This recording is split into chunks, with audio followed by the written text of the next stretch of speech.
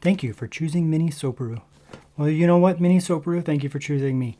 These guys contacted me again, wanted to send me over a dock. So far, they have had no misses with me. Every product they've sent has been good, and I use their stuff on a daily basis. This is the thing that I use to record on my phone, for example, and I have a dock, which is just off camera, for example. I have a USB 4 enclosure. Here is a display style dock, 10-in-1 dual display docking station. Very cool. US, that means just US power, basically. Canada, same thing. Multifunction, USB-C with 15 watt output. So good for phones and tablets and things like that.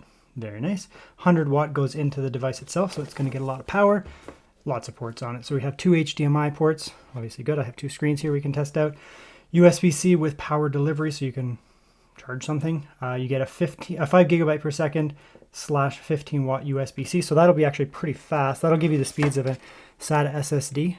Very fast, actually, realistically. Obviously, any type of like little USB key is going to be nice and fast in there. You get another one as well. You get two 2.0 ports, which are good realistically for things like mice. You can still transfer data, but typically they're for stuff like this here. So that you don't have to have everything plugged into your laptop itself or whatever. Ethernet, which I can test as well, and a headphone jack. Just documents. Driver, in case you can't get auto drivers. Usually these things can get auto drivers, but if not, you can use that. And then you get one of these cool things which gives you USB-C to A. Let's bring in our test platform here. This is a Framework laptop. It has full function USB-C. Minisopuru makes nice stuff. They often do market some of their stuff to Mac users, and Mac users have a thing for aesthetics. It's just the way that you guys are. So this is quite nice. All metal around here. No cheapo plastic. This is a plastic top, but it actually feels quite nice. It's got like a nice texturing to it. I actually like that quite a bit. And then on the bottom, also high quality plastic, and then a rubber foot little thing. Those are just some vents to get some heat off, because these things can theoretically run a little bit fast. So this one is clearly meant to position itself around more affordability. A lot of times these docks here that do 2 times 4K 120, they're very expensive. I'm talking hundreds and hundreds of dollars. Canadian, they can be like $300, $400. It's a lot of money for something that maybe you don't need necessarily. So this is positioning itself as a slightly more affordable option, which I'm fine with, realistically. Everyone has different needs, and so different products need to exist. Everything doesn't have to be 4K 150,000 hertz for every single person, because maybe you don't need that, and maybe you can't afford that. I'm not the type of tech YouTube creator dude who's going to dunk on a product because it doesn't have the absolute best specs, because I also don't have the best money. So I understand the fact that people need to have products that are positioned within their budget. So having a product like this that allows you to, give you screens, resolutions like this, 1440p, this is a 4K screen, but we'll have no problems with it either.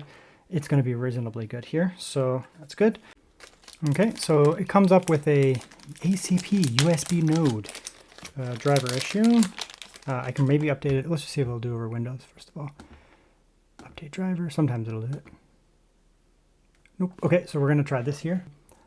I think you can just get it from the website. Like there's the USB display link driver, but let's see what they want us to do here.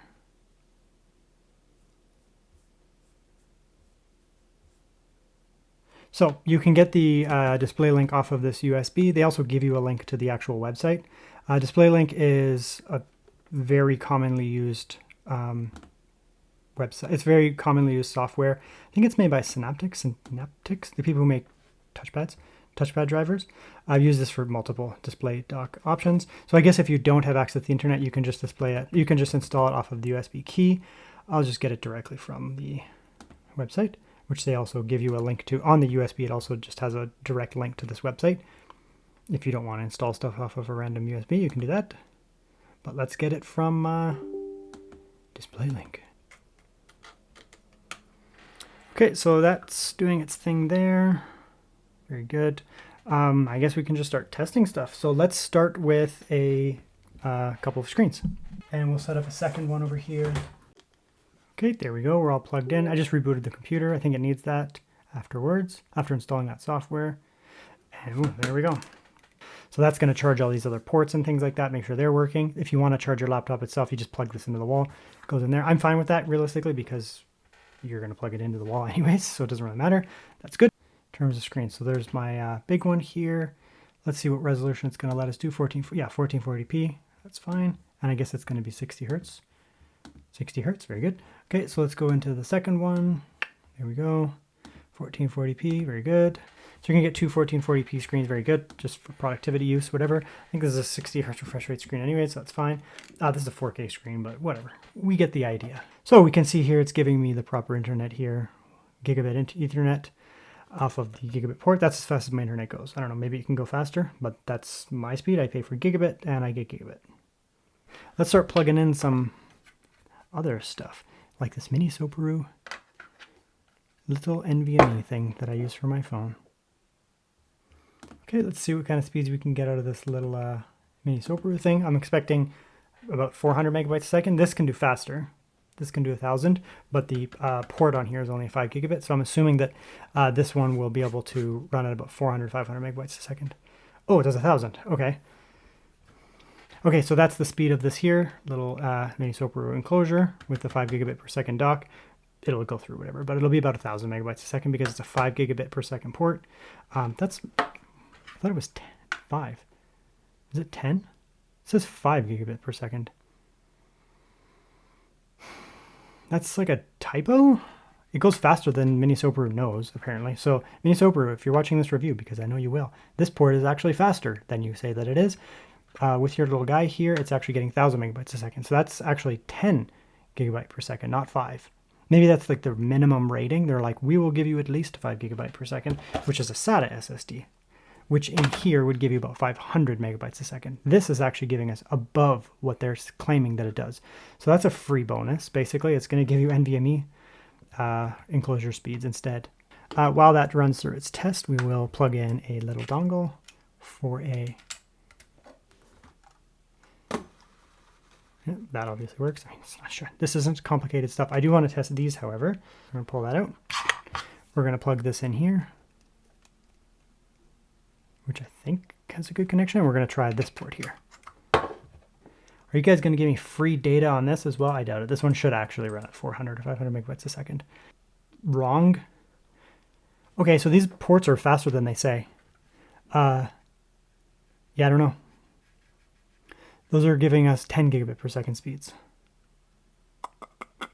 Anyways, these are fast. So you're going to get 1,000 megabytes a second transfer speed out of that, approximately. 1,000 out of that, and 1,000 out of that. Okay, so I'm going to kill off all these things here so we can talk about it. Okay, so let's talk about this thing. Well, initially I thought it was going to be good, just a good product, but it's better than they advertise. This is actually above their own specifications. So this here works fine. That's fine. The power delivery works fine. I was charging my laptop off of it. That's gigabit Ethernet, nice and fast. 1440p at 60.